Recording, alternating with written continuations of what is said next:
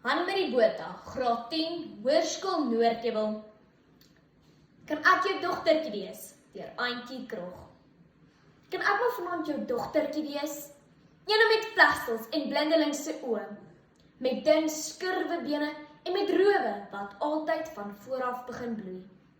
Sal jy my in jou hande toebind as ek skie, met my bene na binne gedraai, langs jou stoel kom staan en vra of ek op jou skoot mag sit?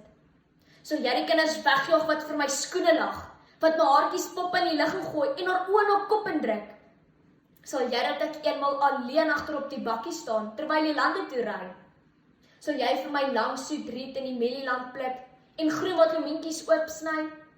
Sal jy vir my lammetjie huis toe bring, of 'n patruisie, of 'n sproesige stokstertjie? En as ons van die inry afkom, sal jy my in 'n kombers toe bind en van die kar af dra? Sal jy my voete warm vryf en hout op die vuur gooi, sonder om jou hande te brand? Sal jy my lig gaan sit en vir my water bring as ek roep na jou in die nag?